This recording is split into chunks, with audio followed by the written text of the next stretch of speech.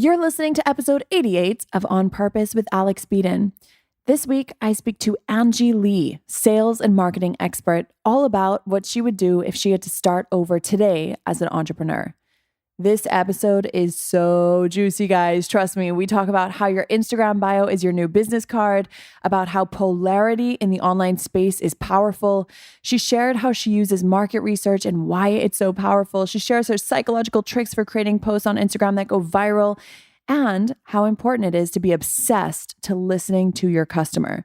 She also talks about the one thing that every entrepreneur should be doing that will make a huge difference on your sales. So if you're struggling with putting yourself out there, and if you're struggling with online marketing, this is the episode for you. This is On Purpose, episode 88. Do you ever feel like you're trying to balance it all? Nourishing your health while growing your business and living a life well lived? And no matter how hard you try, sometimes you slip from purpose-driven into autopilot. Take a deep breath, relax, and let's get you back to where you belong, on purpose.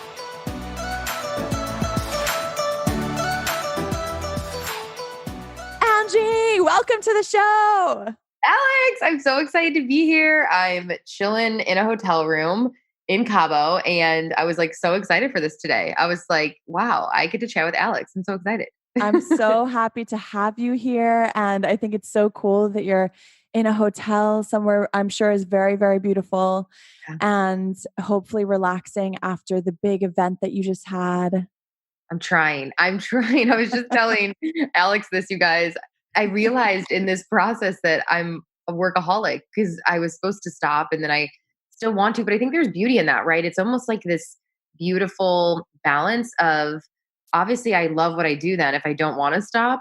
So it's almost like it taught me that I obviously love what I do, but then it's also, it's also for, I think for female entrepreneurs, I think burnout is so real. And so I think it's good to just be cautious of it too. So I don't know what the answer is, guys, but but I think it's knowing when to stop and then also doing something you love. So if you are overworking, at least you love it, Amen. Okay. So the first question I always ask all my guests is, what is the most nourishing part of having your own business?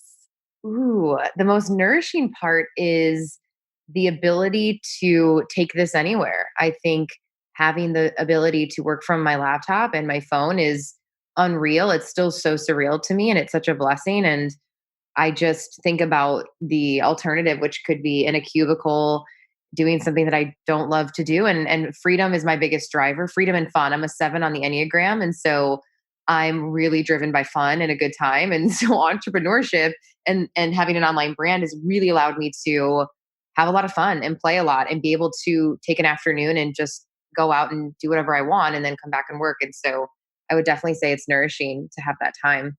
I love that you're saying that like you can basically take your business and have fun with it. I think that's something that people often forget because it's easy to get wrapped up in like the day to day and forget that you created this to have fun and to make your life better and for to be able to help and show up and create more freedom. And so I would love to know some examples of ways in which you maybe saw your business going down one way and you were like, not really too keen on that. And I am doing this to bring more fun into my life, and maybe give an example of a change that you made. Yeah. It's interesting. I, over the last few years, have really assessed what I actually like doing online. And I'm sure you've done this as well, Alex, where it's like, do I love teaching? Do I like coaching? I think they're very different. Do I like more influence or affiliate work? What do I like to do? And that's really been the biggest eye opener for me is the last few years.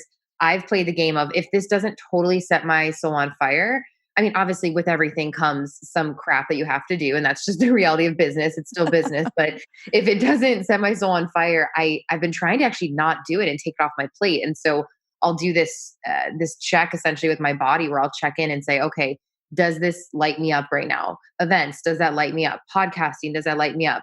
Affiliate marketing, does that light me up? And so I went through the whole checklist of all these different things I do. I have a physical product line now. I went through it and I found out that coaching wasn't what I wanted to do or what really wasn't in my zone of genius. And so now I've transitioned into pretty much a full-time affiliate marketer and event host, physical product line podcaster. And it's funny. So I think that's been the biggest transition for me, even the last year or two, is figuring out what's fun for me and what's enjoyable. And then also matching that with my zone of genius and really figuring out what I'm here to do. Because I think with social media, what happens is we think we have to do what the other girl is doing. And so we're like, oh, I should start a coaching program because Susan is and everyone is. And then maybe you're not meant to be a coach. Maybe you're meant to be more of an affiliate marketer. And so it's really interesting. And that's where I'm at right now, is really assessing, like, do I even like creating courses? No. Okay, I'll just share other people's. And so it's like been a huge eye opener for me to assess what I really want to do and what's actually fun for me. Yeah, I think that's so powerful. I hope everyone who's listening is taking note because, like you said, it's easy to look at what everyone else is doing and be like, I'll do that. I'll do that. And maybe it's good to try those things and to see how they feel when you actually go forward with them. But just because someone else is doing it doesn't mean that you're going to want to do it too. Yeah, we all have different geniuses, right? And so some of us are supposed to be speaking and doing podcasting. Some of us, that's not really our zone of genius. And so they want to be more behind the scenes, or there's different aspects of this whole online business and digital brand. And there's so many options. And once I realized that, I was like, oh, I don't have to just do masterminds and coaching. I can do other things. And so yeah, and for the woman listening to this, know that there are so many options. So if something's draining you, it's not worth the money. Trust me. It's funny that the thing that actually made me the most in the beginning of my business, I cut out, which was my online masterminds. And they did so well. But I was like, it's not worth the money. I cannot do it. I just didn't want to be doing intimate coaching anymore. And so it's so funny how when you really get aligned in life, sometimes it's the most profitable thing that you're like, I don't even care. Like I rather do things that again, a 7 on the Enneagram, that are more fun and enjoyable for me and feel more aligned. And thus what usually happens, you actually end up making more because you were more in alignment with what you actually are supposed to do. Yeah, dude, you're like the second person this week to talk to me about this Enneagram thing. Oh, really? Everyone keeps being like, what is this? I feel like I've done it and I can't remember what I am. And and people keep talking to me and they're like, what are you? I'm like, I don't know what I am, but okay, guys, everybody listening to this episode right now, take a screenshot, tag us on IG stories. What Enneagram do you think Alex is? Okay. Everyone do a poll, tag her, tell her, DM her, because listen, I'm like half woo-woo, half not. So I was like, all right, another one of these weird quizzes, whatever, like, oh, the moons, and then I took it and I was like, oh my God, this helps me so much to understand myself, how I work, how my clients work.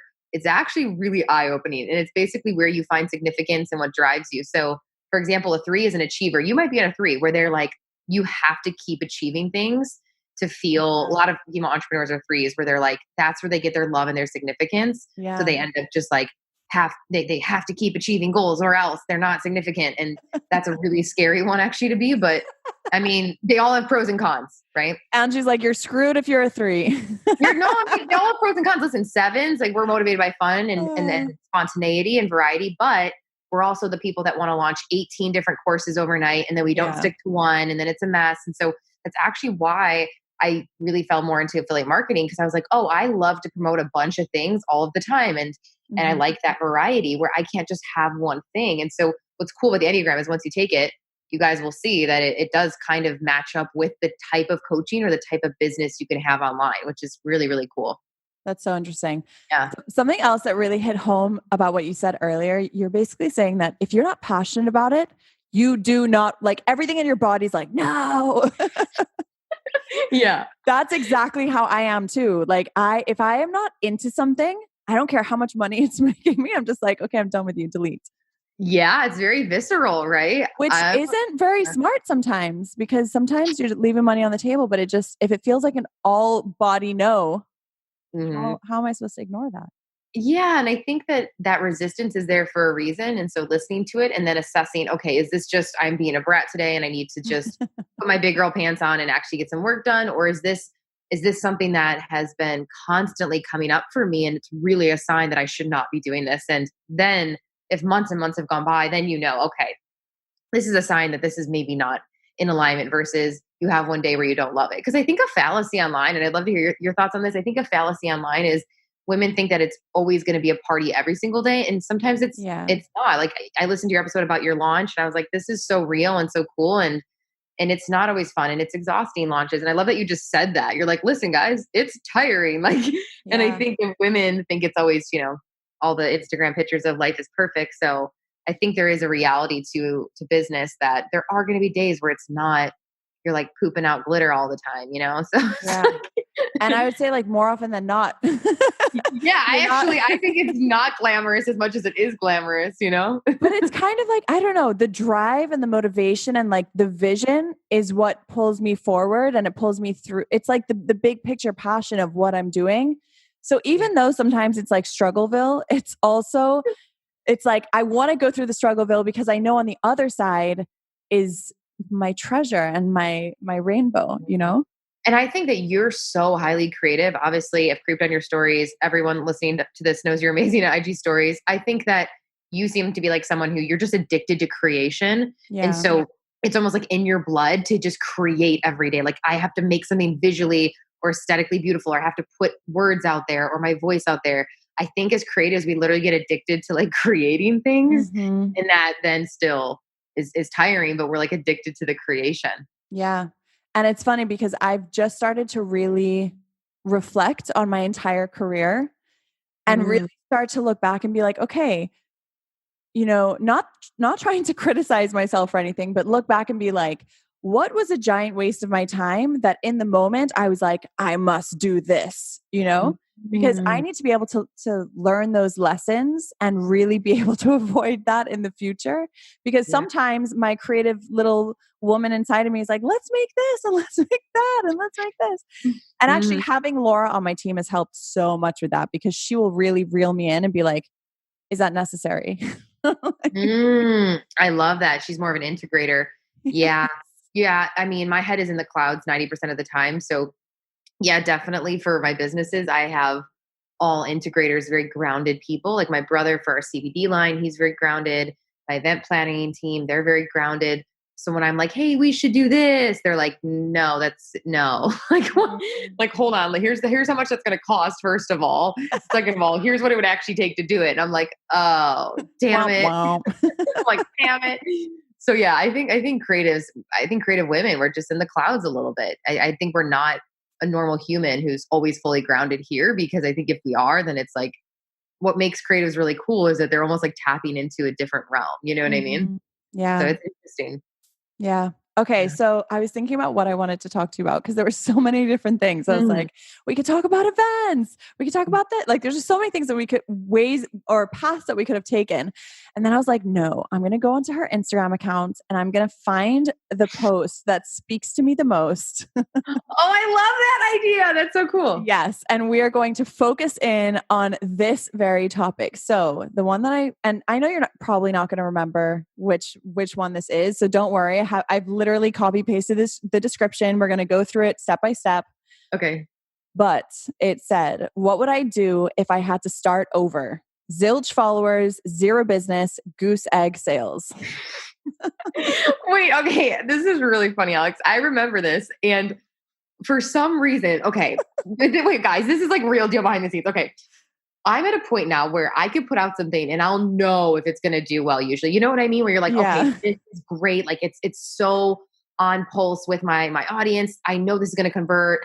That one kind of, I was just hanging out, getting my hair done at the salon. I just, it just puked out of me. I was like, blah, blah, blah, blah, blah, just started typing it up and it did really well. And I still to this day get people talking about this post and I'm like, why was it so cool? So I'm like trying to figure out why it was so fascinating.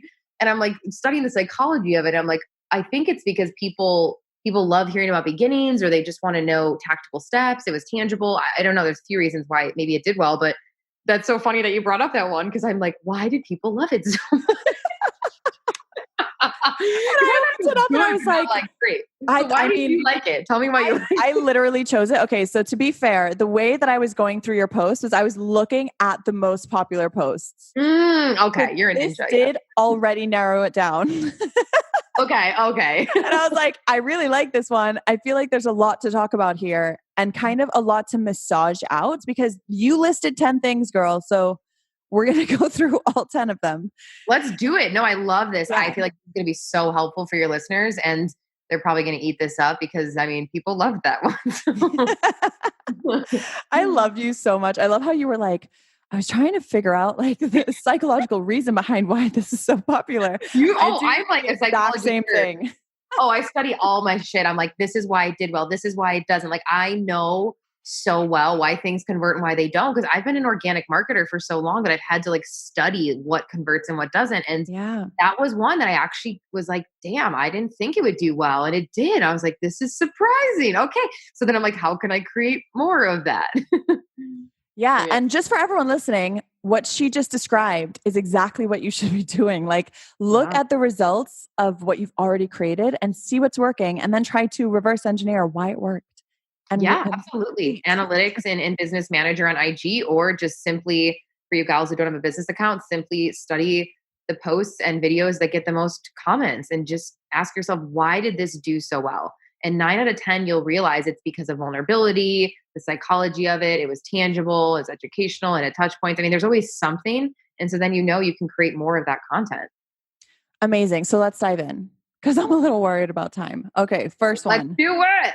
Let's do it. First one is nail my niche. I would pick one specific problem to solve and one avatar. I would stay narrow until I became an expert in one niche. And then you gave an example of a fat loss / hormones coach for moms. Mm. Talk to Yeah, me. this one is one of my favorite things to jam on. I love talking niche. It's one of my favorite things because I think so many women start out trying to be it all, do it all, and serve everyone. And to be the woman who just teaches generalized life coaching for anyone and their grandma and their lizard's cat and just join my course. And it's just like super broad and super vague. And I'm such a huge fan of Seth Godin's work, which is the smallest viable market, which is essentially hitting the smallest amount of people who have that singular demand or that passion or that pain point, and you're filling their need for them and you're solving one problem at a time. I do think as your brand grows, you can be more wide with it, but I think starting narrow is so, so key, especially for women who want to get into coaching online. And it's funny, I think what women are a big mistake I'm seeing is that women are trying to shove all of their passions and their hobbies into their business and into their mission statement in their bio. And they're not asking themselves, wait, is this actually about my customer or am I making this about me? And business isn't actually really about us. It is because we infuse our personality and we infuse our hobbies into it and our stories and whatnot. But really at the end of the day, your business is about the customer and it's about being a problem solver. And so I'm a huge fan of women just having a simple I help statement in the beginning of their business, because at the end of the day, people are coming to you for a solution to a problem. So I would definitely encourage women, if you're starting out, to have a focus, have a niche. I want to massage out something that you said. And I think you said Seth Godin coined it. Yeah. Smallest viable market. Yeah. So smallest viable market is essentially, instead of casting a huge wide net and expecting hundreds of thousands of people to buy something, it's really speaking to maybe the 20 to 50,000 who really want it and who are obsessed with you and who are already screaming and asking for it, instead of trying to convince a bunch of people that maybe they need this product. And this helps with marketing as well, because then you know where to target with paid ads or non-paid ads. You know where these women are already hanging out. So for a woman who's teaching fat loss for moms after you had a baby, it's so much smarter to be creeping on Facebook groups or in communities or hashtags or running ads to women who are already moms who maybe are searching or Googling things about weight loss, and they're already the viable market who's screaming for what you have, versus I'm just going to try to get every woman I've ever met on social media to buy this product, when you're trying to speak to everyone. And as you know, it just ends up not landing as strong. And it's really about serving. I think it's about serving less people, but more so the people that actually want what you have. Yeah. Want It's your funny. solution. I did an ideal client masterclass for Project Storyline members this week. And Mm. I was Oh, so like, you just jammed on all this. Yeah. yeah, well, I was jamming on all of this, but the way that I was saying it was much more lengthy than the words smallest viable market. Like I was pretty much like, you want to go as narrow as you possibly can, but you want to make sure that there is still a market there, that there's still a demand, that you're not going so niche that like there's 3 people who want it. Yeah, I always say to women, make sure it's searchable, specific, solution based. It passes the Google test, and it's something that people are actually screaming for. So in my niche course, I talk about those 4, because I'm like, guys, if this isn't something people are Googling, you can't just pull it out of your butt. Like, I want to help women to find their inner unicorn so they can be a empowered, balanced, boss babe mom. And it's like, you've seen these bios and you're like, what do you do? Like, what do you do? And it sounds cute and that's great. And you can totally still do those things. But it's like me, I don't put in my bio that I'm a confidence coach or an empowerment for women leader, even though that's what my events and podcast essentially does and is a byproduct of what I do. But the tangible aspect of what I do is I'm a sales and marketing coach. And so I think almost leading with what people want, and then you show them what they need. So again, this is something that we could talk about till the cows come home, but have a focus, you guys. I know it's not fun in the beginning, but it's the smartest thing you can do to start bringing in profits. And then down the road, then you can do whatever the hell you want with your brand, but you don't get to be Oprah overnight. You know, you don't get to be, I call it the Tony Robbins effect. I think women all of a sudden overnight are like, I want to be a lifestyle wealth coach, fitness coach, relationship coach, sex coach. Like, I'm like, what do you do? It's like, what the heck? That's like so confusing. So keep it simple, you guys. I freaking love it. And just for everyone listening, this is very similar to what I'm always telling you guys about how I've really narrowed down on talking about Instagram stories and selling products that are specific to Instagram stories. I never necessarily wanted to be the Instagram story girl. Like that was not what I rolled in bed and was like, oh, I know. This is how I'm going to change the world. But what I've noticed is that by niching down and by getting very clear on what it is that I'm offering, it's like suddenly everyone wants to speak to me about it. So yeah. Well, I love it because it shows that you are the person who's owning that solution to that specific problem. So if you can own a space like that, especially where you know there's a demand and not a lot of other people are doing it, it's like game over. I mean, you guys, that's the smartest thing you could do. Let's say you're great at teaching podcasting, how to start one, how to monetize one. That's a market right now I see as well that I'm like, why are more people not creating shit around that? Right. And so I think find a market that's screaming for help and go in there and become the best at it. Become the best at one thing before you try to become half-ass at like 3 or 4 things. The second thing that you said rolls very nicely off of what we were just talking about. You said, make sure my Instagram bio is clear as to who I help, my niche, and my offer. I would take out any fluff, like I love sea turtles copy. I'm glad that Alex likes my humor. And make my bio about my customer, not me. Oh my God, you're preaching to the choir. Yeah, we basically already jammed on this, you guys. But listen, Sharon, listen, Karen, I love you, but no one cares that you like sea turtles. No one cares that you married your high school sweetheart and you have 6.5 kids and you love dogs and horseback riding and the color purple. And that's so cute and that's so great. And infuse that into your IG stories and your highlights and have fun there with your personality. But the bio is the new business card. And people have about 10 seconds, literally, to decide, is this someone I want to follow? What's in it for me? Can she help me? People are selfish in that way. They are. That's how I am. If I follow a girl, I'm like, what does she do? And if it's random and vague and it's just like a Pinterest board or it sounds like a dating profile, I'm like, I'm not going to follow this chick. This is so random. So keep your bio clear. Less is better. No one cares that you like sea turtles. No one cares, right? Like it's so tough love, but it's like your customer doesn't care. It's tough love, but yes, put yourself in the shoes of your ideal customer and just think to yourself, like, am I giving people a reason to follow me? This is like one of my pet peeves. I'll get these messages in my DMs and they're like, why is my following not growing? I'm showing up consistently and nothing's happening. And I'm like, dude, you're when I go to your profile and I read your bio, which is the first thing that I see, you're giving me no inkling as to who you are, what you do, or why I should care, or who you're even serving, or what you offer. Like, it is a mystery to me. So yes, this is very good. I know. I'm so glad you agree with this. I love talking to other marketing leaders who agree with this because some people will challenge me on this and say like, no, it's okay. It can be cute and fluffy. I'm like, dude, I just, no, even me, I've been doing this for, I've owned a personal brand now for 10 years and I still will not change my bio to something fluffy like that because I think I still have so much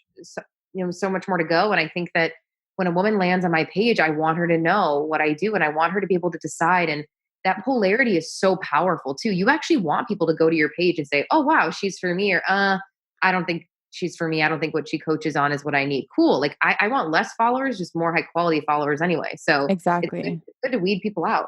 And it's prime real estate. Like, why would you waste that? Yeah, I know. That's what I always say. It's real estate. Like, use it wisely. Don't put sea turtles. Okay, I saw that the other day. I literally saw this, Alex. I saw this girl. Like, And I love her to death. But this girl like wrote that. I mean, people write this, right? Like, I love summer and sunshine and running outside. I'm like, Yeah. just IG stories of you running. Don't write you love running in your bio. No. No. I I'm feel like, like we could make a really good, like, funny comic YouTube video of what goes through our minds when we see bios like this. I mean, listen, we just saved a bunch of bios. These girls right now are going to their IGs, like fixing it, like, oh, damn it, I got to take out sea turtles and I love running. Damn it. Oh my You're God, welcome. yes. Okay, the third thing you said is that you would launch a digital product or a 3-month coaching program helping women solve one problem. You said you wouldn't launch more than 1 to 2 products because you want to stay focused on mastering your niche and expertise. Yeah, I would first see if the product that I'm launching is an actual viable product. So matching with niche, is the offer something that's actually desirable and sexy and something that people actually want right now? Is it in demand? If it's not going to convert. So I would make sure that my course is something that I've actually done some market research and I've creeped in Facebook groups or any of these public social platforms and have seen that women want this. Women need a course on this, or women need a blueprint to this. And I would start with one course at a time. I think a fault that a lot of coaches make online is they launch 5 of these mini courses at once, and then none of the courses actually get time to grow, and they don't get enough attention to grow and to be promoted. And I'm like you, where I promote one thing a ton for a long time and I go all in. I'm not, I don't like to cross over even with my promotional seasons with as an affiliate marketer. So intentionality behind launches is so big. And it's like you, if you were launching 3 different things at a time, even if they were all really juicy, it does make it more confusing to the customer. So make it easy on the customer. Tell them what to buy. Don't try to sell 8 things at once. Later down the road, once you've built an established brand, then you can bring in a bunch of stuff. But I think for most of the women listening, if you're in the beginning, one course that has one solution that solves one pain point, and you're good to go. I also just want to highlight for everyone listening something brilliant that you just said. You're talking about launching a digital product or a 3-month coaching program, helping women solve one problem, and understanding that you are resourceful enough to actually go and do the market research to figure it out. Because I can already hear people being like, well, how am I going to launch if I'm just getting started? I don't have any following. But you hit the nail on the head. Like, guys, we live in the time of the internet where we have Facebook groups and there's conversations happening that you can literally just step into the room and no one even knows that you're there. And you can like eavesdrop on all these conversations and really see what the problems are and if the problem even exists, you know? So I love that you mentioned that, because I know so many people were just like, yeah, but how do I do that if I don't have any followers? Yeah, and the overhead for digital courses and masterminds and coaching is so low. So that's why I say start with something digital before physical. I have a physical product line now, but that wasn't until we had the funds for the physical product. And then also, market research is your best friend. When I switched from health coaching to business coaching and was teaching health coaches how to grow their business, I literally would creep on YouTube, on Instagram, podcasts. I would literally search certain terms to see, is this something people actually want? Are there health and wellness coaches who want to start an online business? And I collected all of that data, put it into Word docs, and used those keywords in my marketing because I was like, oh, this is an actual pain point. It's something I went through. Let me see if hundreds of other women are going through this. And I think that's the unsexy side of the online space that people don't talk about. But I'm like a nerd when it comes to, I'm such a nerd when it comes to market research. I do it a ton, and I'm always studying my customer and figuring out, what does she like? What does she need? If I can get in her head, then I know what to create and I know what to say. So don't forget the market research, guys. It's not fun, but I mean, it can be, but it's part of the job. And what you just said about like having a doc where you have all of that information sitting there and really studying your customer and knowing what words are they using, what feelings are they feeling. I love that you mentioned that. That's so spot on. Quick break in the show because I want to read a review that was left this week. This one is from Live Your Ambition from the United States on Apple Podcasts. And she said, she is incredible. I love this podcast and I'm also on her newsletter and I love those emails. Update, I've joined Project Storyline and she's just even more amazing than I originally posted, if even possible. Her content and guidance and support is priceless. Live Your Ambition, thank you so much for the kind words. I really, really, really appreciate it. And if you guys are listening and you haven't yet left a review, I mean, you've come this far. I don't know how many times I have to tell you guys. You've come this far. You're clearly digging the show.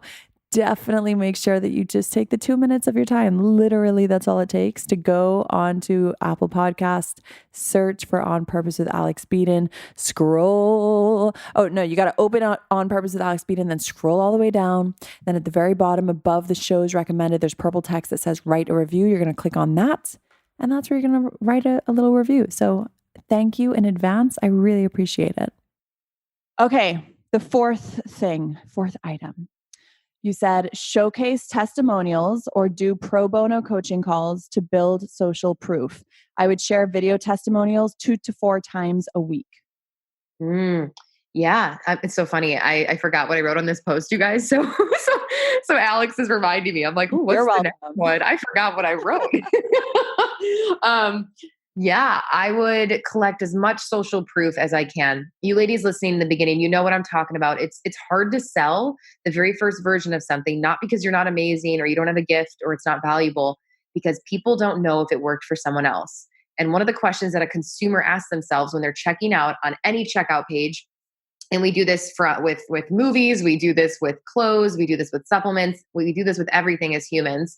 Has this worked for someone else, or has someone else enjoyed this? This is why Yelp is such a huge website and such a huge brand, because we're creeps, right? We want to know if things worked for other people. So keeping in mind that as soon as you can collect that social proof, and if that requires you're doing some pro bono calls or discovery calls, I say you do it, because in the beginning, you kind of have to pay your dues to get that credibility and build that confidence.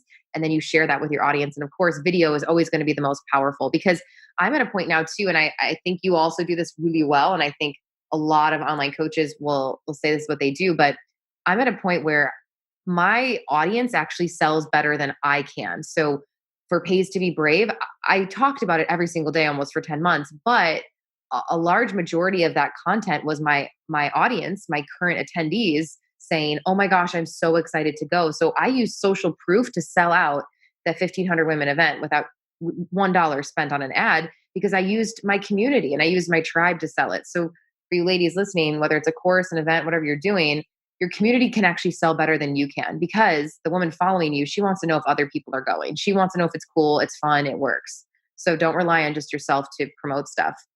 And for the people who are listening who are like, okay, Angie, but 2 to 4 times a week, like I'm just getting started. My following isn't that big. Aren't people going to be annoyed and think that I'm being spammy?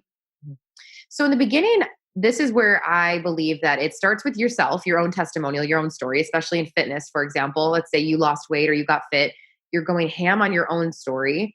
And then eventually it's your warm markets, and maybe you helped your aunt or your cousin, and then you're sharing her story, and then you're helping your cousin's friend, and it starts to spread like a spider web. And then as you start collecting them and bringing them in, share them as much as you can and as consistently as you can.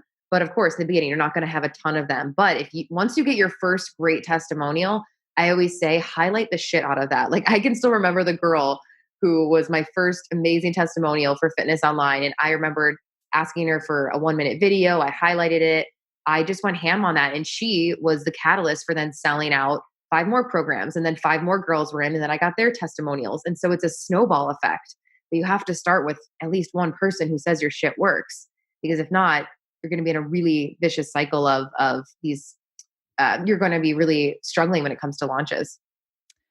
Okay, the 5th one, create niche specific educational how-to content on your feed and Instagram stories.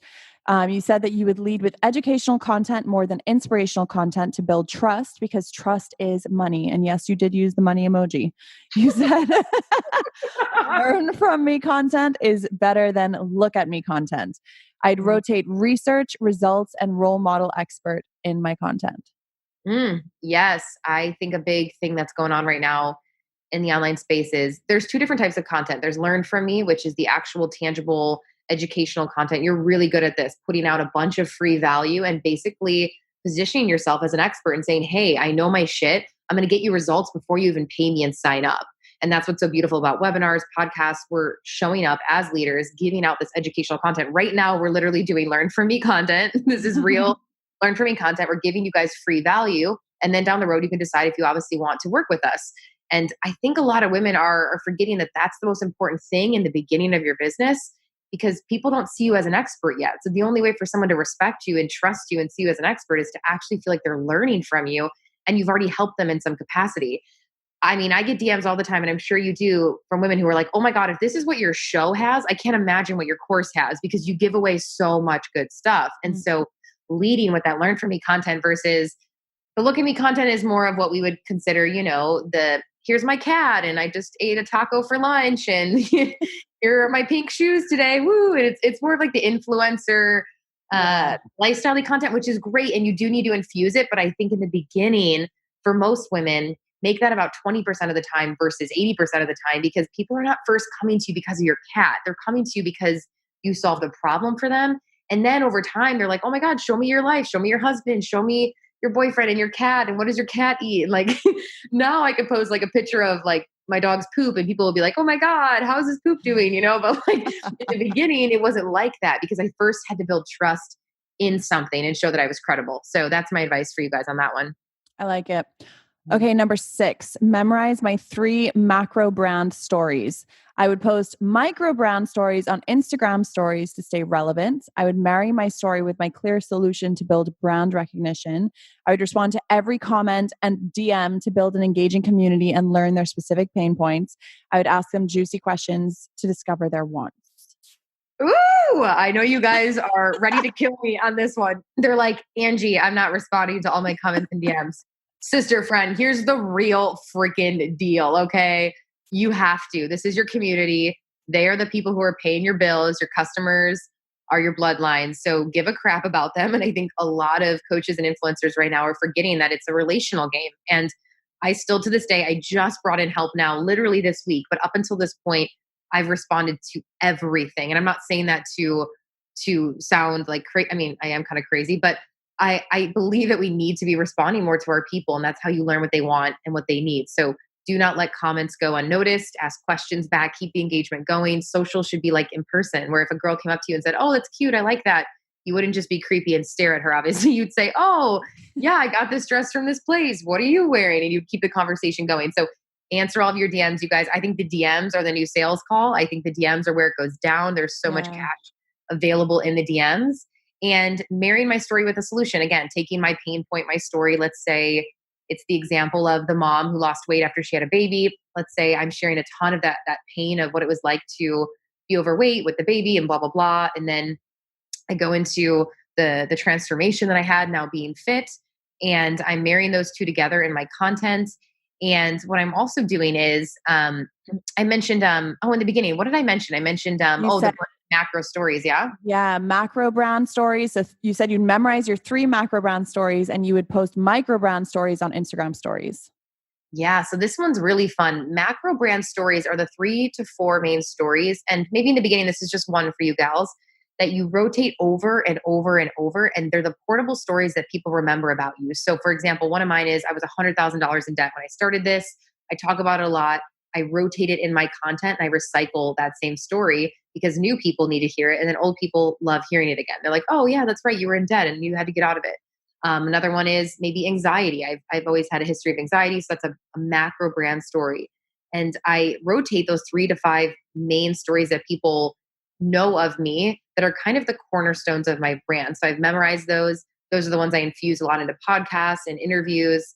They're what I'm known for. And then the micro brand stories are obviously things that are always changing. This is throughout your week. This could be something that just happened today that I think is a valuable lesson to share with my audience. And then I'm going to put that into the Instagram post. So starting to memorize, what are your major brand stories, you guys? I think it's important as a coach and as a leader to know that your brand is like a movie. It has these pivotal moments in it. And you need to have the cornerstone of what makes your brand you, because people memorize that stuff.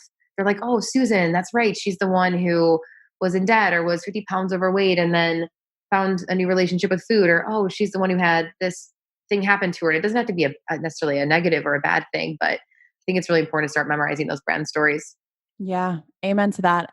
It's so funny because I've been really focused lately on telling people, like, think about what you're trying to create and then reverse engineer it. So like, if you want people to be super fans, how do you create a super fan? A super fan is someone who like knows things about you and who can regurgitate things about you. But super fans only know what we teach them to know.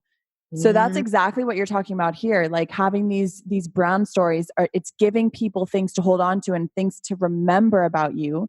That's allowing them to then go and hopefully tell more people.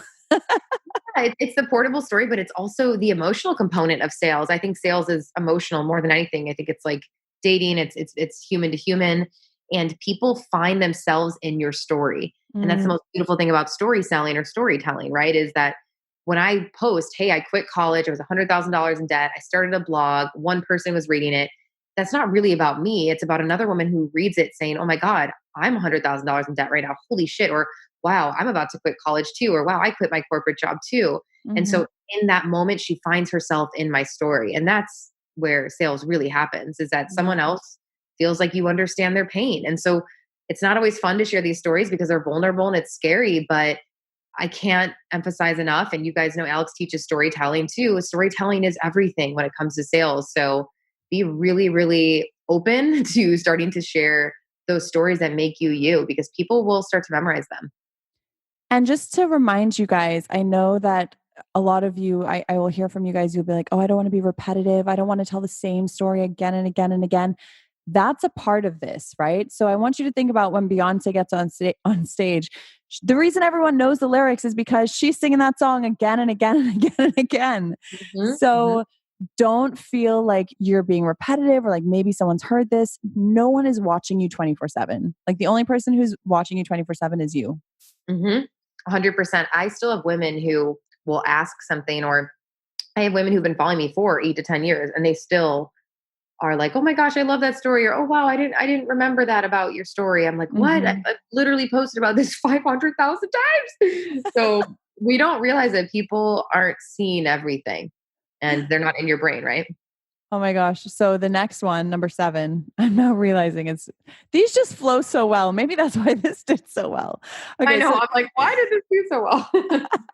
so number 7 is reverse engineer answers and questions to polls or posts to create valuable and shareable content. And then you put hashtag get in the brain of your customer. Mm, yeah, every single piece of content I create is from a woman asking that question or me seeing that pain point commented in a post. And so I'm not just sitting there thinking of things that maybe Susan, my ideal client or my avatar wants. I mean, once in a while, yes, because I know her so well now, but I'm taking it from the market research. I'm taking it from what she said she wants. So even podcast episodes, my list of episodes that are coming out are from what women DM'd me and said, "Hey, this is what I would love to hear. Hey, this is what I need help with."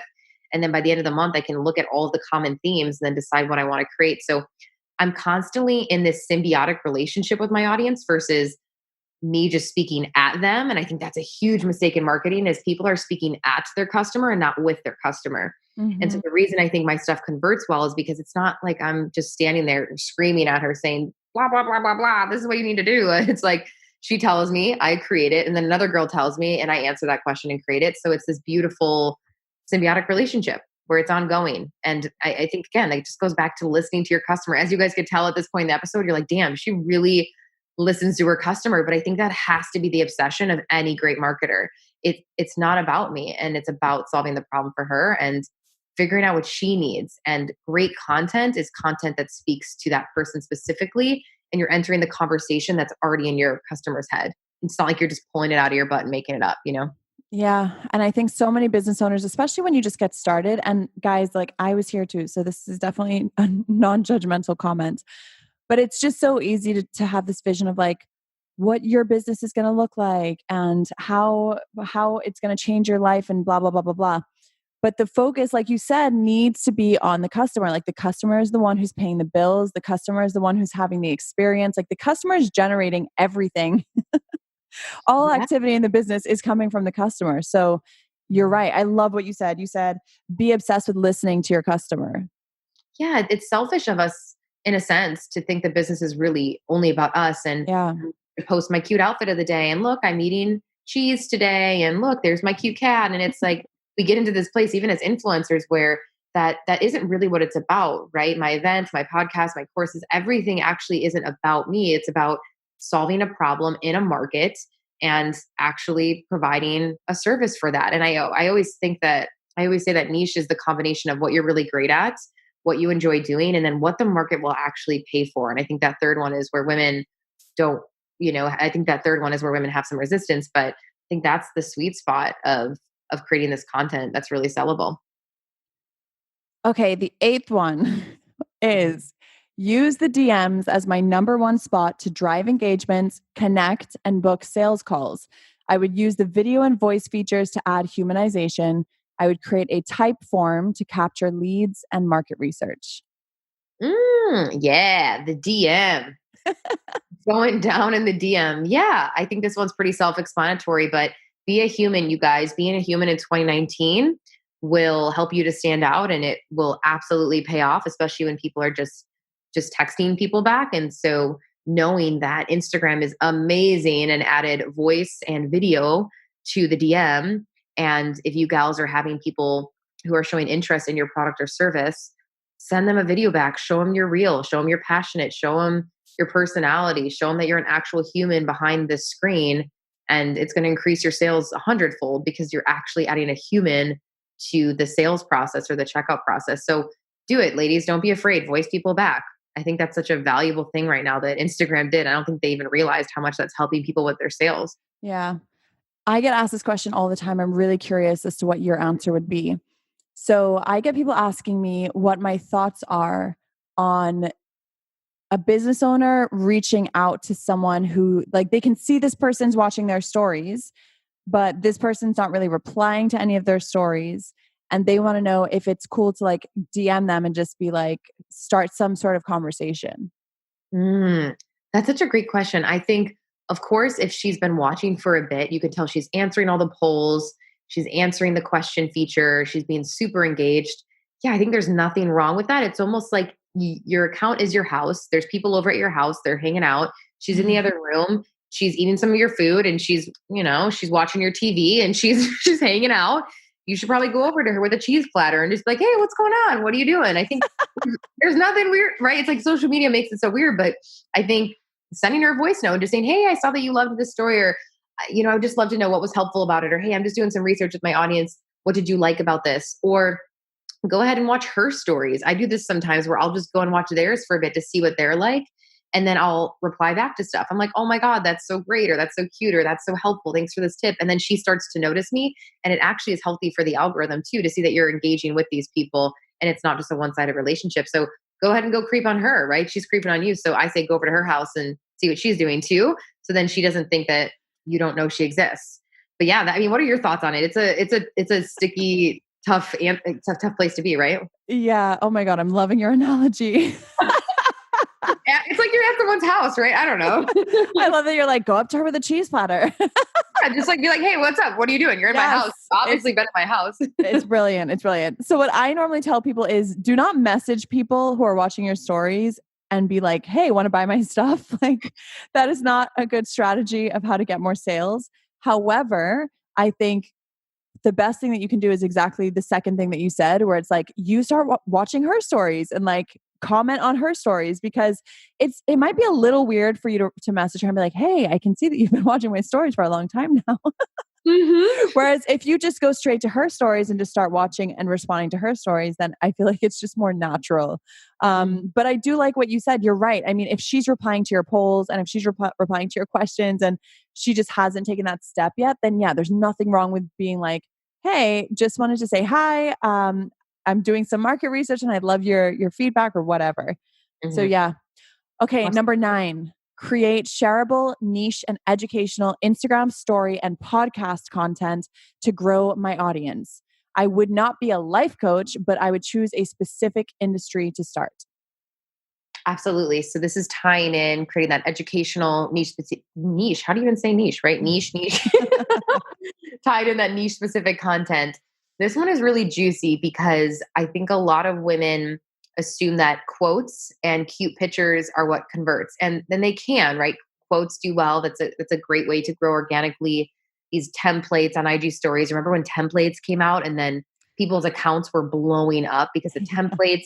So that's kind of some of the hacking I've done in the organic marketing space, but I like to do it where it's definitely still valuable. And I think quotes are cute, but they can get that on Pinterest. So I try to make it my own quote always. So I suggest you women make it your own content, start branding your own stuff. But even yesterday I did this. I in my notepad did a quote and I put it on to my feed. It did extremely well. I think 2,000 people in an hour, one of my highest converting posts because it's such shareable content. So that's a really good example of one that got hundreds and hundreds of reshares on their stories. And then my following went up overnight by a few hundred quality leads because hundreds of women were sharing it on their IG stories. And so I knew that kind of going into like, okay, now this piece of content is purely for shareable organic marketing. It wasn't necessary, I mean, obviously for connection as well and sharing my thoughts on something, but I was intentional with it in the fact that I felt like it would spread and do really well. And then women were sharing it with their people because it makes them look cool, makes them look good. So again, going back to learn from me versus look at me content, if you post a picture of your salad, that's cute and that's great. And people want to see your lifestyle, but don't forget to also post things that are valuable to them that then they can reshare. So an example might be infographics. Infographics right now seem to be doing really well on IG where people want to reshare that onto their story. And then their story looks more valuable because they were the research expert and now people want to know where they got that from. So that's my tip on organic marketing because organic's tricky. You gotta be kind of a ninja with it because you have to ask yourself, what could I post right now that one would encourage women to comment on this because it's so juicy, funny, valuable, or informational? Or is it something I could create that they're going to want to share onto their story? Yeah. Oh, so good. So good. Okay. Number 10, last but not least, you said that you would master video, Instagram stories, Instagram live, YouTube, and or Facebook live to build trust and credibility because video marketing is king. Woo! This one's my favorite. I mean, you guys, what is there even more to say? I mean, video is everything. It's 2019. If you're not on video, you're behind. If you're not showing your face in some capacity, even if it's just IG stories, that's mostly where my video content is. I think you're going to be behind and you're really missing out on the opportunity for people to really get to know you and love you and trust you and want to buy from you. Even just showing your face once or twice a week. I've noticed the conversions do so much better on my swipe ups when it's my face saying, hey, you guys got to check this out, or you got to dive into this, or you got to enroll into this. It just does so much better because it's a human. And I know this is scary. Listen, 99.9% of the women listening to this are probably terrified to show their face. There are days where I don't want to, and I'm super extroverted and I'm still like, oh, this is weird.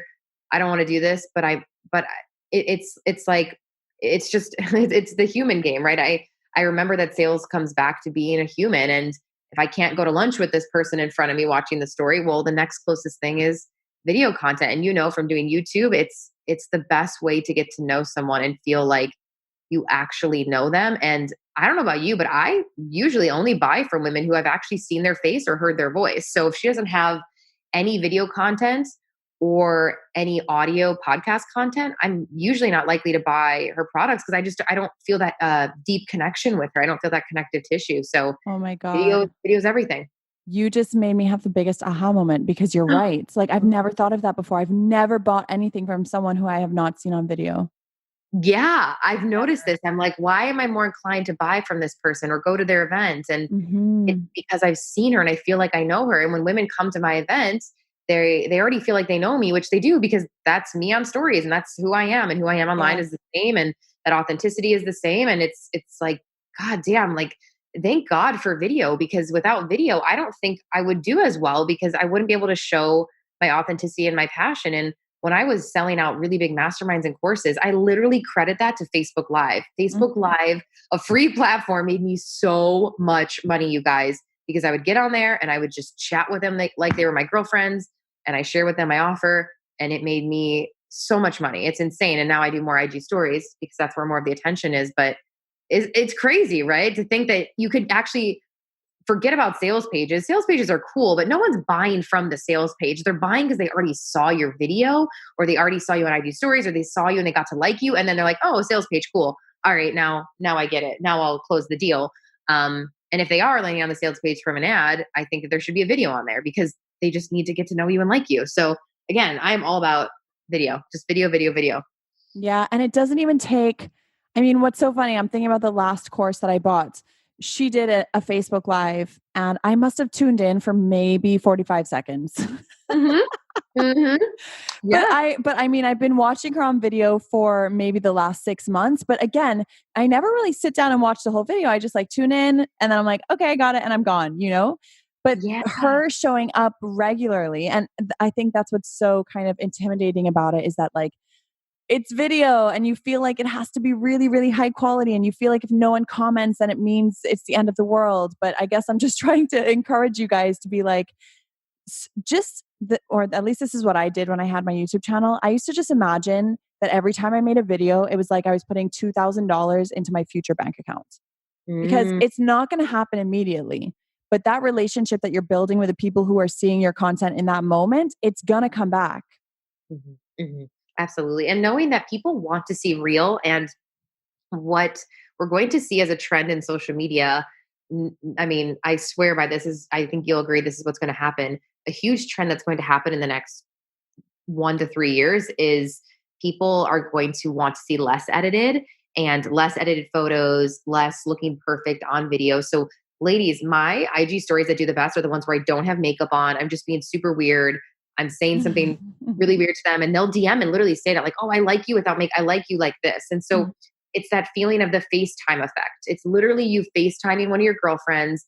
It could just be 5 stories, each are 15 seconds. That's not that long, you guys, and that right there builds a little bit more trust and intimacy than if you didn't show your face for the whole month. So know that you could even just do this a few times a week, show your face for 3 different frames. That's 45 seconds. I mean, that's so short, you guys. It doesn't have to be a 20-minute, highly edited YouTube video anymore. It doesn't have to Yeah. be with all this makeup done up. If anything, that actually might hurt you now because, again, the trend is going to become less edited, less perfect. People don't want to see people's perfect lives on the feed anymore. So I think, ladies, like, use a filter if you want a little bit to smooth out your skin or whatever. No shame in that. But like, just show you. People like it. I like it. I like I don't know, all the girls I watch and I watch you or other women. I'm like, I like when I see them without makeup.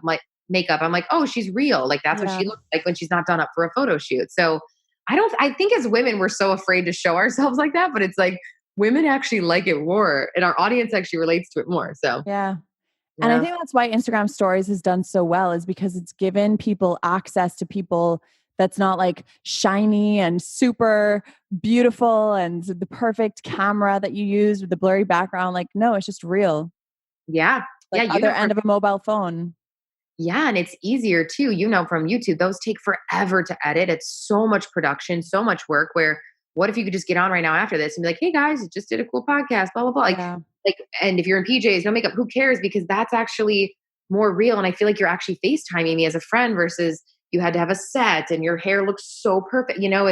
It's funny how things are all shifting. I just truly believe that's going to be the change, and I'm excited for it because I think that people everything's a pendulum with trends and social media, but I think that that's going to be the way the pendulum swings is like everybody stop making it look so perfect and the Yeah. super curated feeds where the pink color in one box matches the other. Mhm. It's like, oh my God. And then the yellow shoes of the kid matches her yellow scarf in the 8th photo. And I'm like, dude, I don't know if people want that anymore. I think the magazine is really hard to achieve full time, that magazine feature of it. Yeah. Yeah, So for I don't even sure. actually have any presets or themes or anything. And like, maybe because I'm not type A, but I'm just like, I don't know. I want a girl to follow it and actually go, wait, I feel like I could do what she's doing too, because there's no fancy production. And Yeah. dude, my best converting photos are my iPhone pics right now. They're not the ones with my photographer where I paid a shitload of money. So it's crazy. I'm like so intrigued by this right now of what's converting.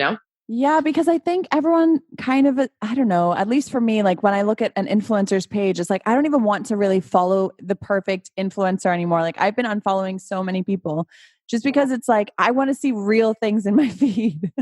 Yeah, no, I love this. This is so cool to hear. And it's cool to tell women listening to this, like, you don't need a huge budget. You guys, if you have an iPhone, I think one of the best investments you can make today is go get an iPhone or the updated one or whatever iPhone you can get and start taking even selfies in that or high quality photos in that. I mean, Yeah. lighting is everything. So go outside, get some great lighting.